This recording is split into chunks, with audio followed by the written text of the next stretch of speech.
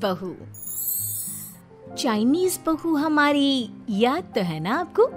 भूले तो नहीं ना? हाँ भाई, थोड़ी देर में ही सही, लेकिन चाइनीज बहू की कहानी आ ही गई। क्या हो रहा है ये देश में? चाइना ने तो आतंक ही मचा रखा है। अरे क्या हो गया, क्यों चाइना को कोसता रहता है? भूल मत, तेरी ससुराल चाइना की ही है।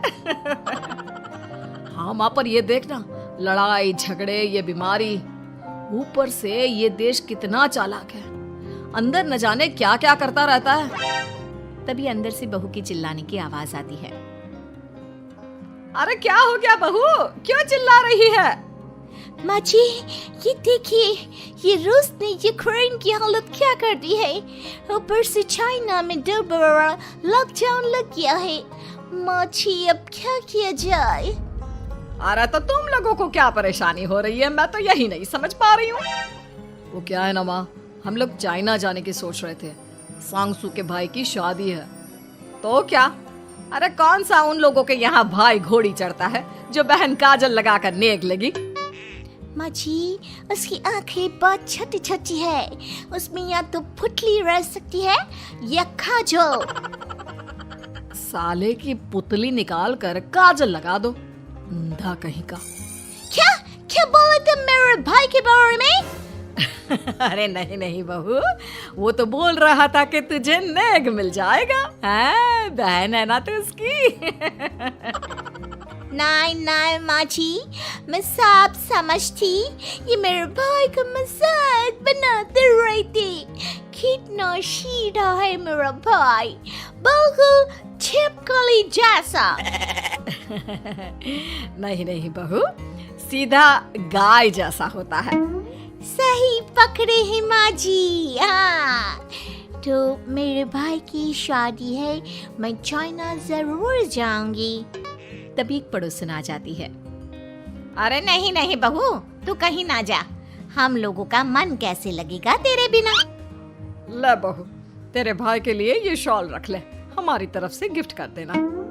अरे सब कितने अच्छे हैं, मेरी चाइनीज बहू को कितने प्यार से तुम लोगों ने एक्सेप्ट कर लिया। सच में बड़ी भाग्यशाली हूँ मैं। कैसी बात कर रही है? ये तो हम लोगों के देश की एक खूबसूरती है कि हर किसी को दिल से अपना लेते हैं, बस वो भी दिल से हमें अपना समझे। कैसी बात कर रही है आंटी जी? मेरे लिए आप सब सासू माँ जैसी ही हैं। मुझे भारत बहुत अच्छा लगता है, ये सबसे अच्छा देश है, मेरा भारत महान। वैसे भी लड़की की शादी जहाँ होती है वो तो वहीं की हो जाती है ना। जीती रे बहू, सही बोल रही है। औरत तो होती ही पानी की तरह है, जो जहाँ जैसे रखे वैसी ही शेप ले लेती है। आंटी जी, ये थोड़ा सा ज्यादा हो गया, समझ नहीं आया। नो प्रॉब्लम, मैं चाय बना कर लाती हूँ। फिर क्या, वो दिन भी आ जाता है जब बेटे बहू को चाइना जाना पड़ता है। वहाँ जाकर बहू का भाई कहता है, मेरे बहन आ गए, मेरे बहन आ गए। मैंने सबको बोला कि सब हिंदी में बात करेंगे, नहीं तो बहन नाराज हो जाएगी। थैंक्स बॉय, हिंदी मेरी भाषा है, अब मुझे उसमें बात करना अच्छा लगता है। आपने जीजा जी से मिलो। ओ बहन, तुम अंदर चलो। सभी बहू को अंदर लेकर चले जाते हैं, लेकिन सांगसू का पति, वो तो बेचारा चाइना के ससुराल के आंगन में अकेला खड़ा रहता है। काफी देर तक जब कोई उसे नहीं पूछता तो वो माँ को घर पर फोन करता है। हाँ बेटा, पहुँच गए ना कुशल मंगल? हाँ माँ, लेकिन सांगसू पता नहीं कहाँ है, वो तो अंदर गई है तब से बाहर आई ही नहीं। अरे कैसी बात कर रहा है, तो तू अंदर चला जा, तू बाहर क्यों है? अरे दामाद है तू वहाँ का, उन लोगों ने तुझे बिठाया, चाय पानी कुछ नहीं पूछा? नहीं ना माँ। तभी सामने से सांगसू आती है। क्यों आप अभी तक तैयार नहीं हुए? और ये बैग लेकर क्यों कमरे से बाहर आए? इसे वहीं रख देते। कमरा? कौन सा कमरा? अरे कैसी बात कर रही हो, जब से तुम अंदर गई हो मैं बाहर ही तो खड़ा हूँ। बहू को बहुत हैरानी होती है और गुस्सा भी आता है। तभी उसका भाई और माँ आ जाते हैं। और सांगसू, अंदर खाना लग गया है। पहले ये बताओ कि मेरे पति को किसी ने खाना या पानी क्यों नहीं पूछा? वो भारत से ससुराल पहली बार आया है, वो भी मेरे कहने पर। उनकी इज्जत क्यों नहीं की? देख बेटी, तूने जबरदस्ती जिद में शादी की थी तो हम लोगों ने कर दी, लेकिन अब तुम ये सोचो, पूरी चाइना में मैं इस इंडियन को अपना दामाद बताऊं?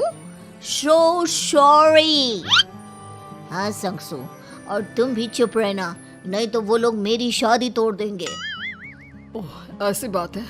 कोई बात नहीं, मैं बाहर होटल में रह लेता हूँ, तुम वही करो जो ये लोग चाहते हैं। कैसी बात कर रहे हो? शादी के बाद पति जैसा भी हो, जो भी हो, पति होता है। वैसे भी तुम्हारे पूरे परिवार ने, सबने बिना सोचे मेरा साथ दिया, मुझे एक्सेप्ट किया, प्यार किया। मैं अपने देश में आपको अकेला कैसे छोड़ सकती हूँ? ये हिंदी फिल्म का ड्रामा बंद करो, मैं अभी अब बर्दाश्त नहीं करूँगी। चुपचाप अंदर चलो, नहीं तो ये शादी वादी यहीं खत्म करके इसे अकेले ही इंडिया जाना पड़ेगा। कैसी बात कर रही हो माँ? ये मेरे पति हैं। है नहीं था, हम लोगों ने यहाँ वकील को बुला लिया है, जिसके बाद अब तेरा तलाक करा के हम यहाँ के चाइनीज लड़के से तेरी शादी करा देंगे। अरे कैसी बात कर रहे हो? हम तो यहाँ तुम्हारी शादी के लिए आए थे। नहीं नहीं, मैं सांगसू के बिना नहीं रह सकता हूँ।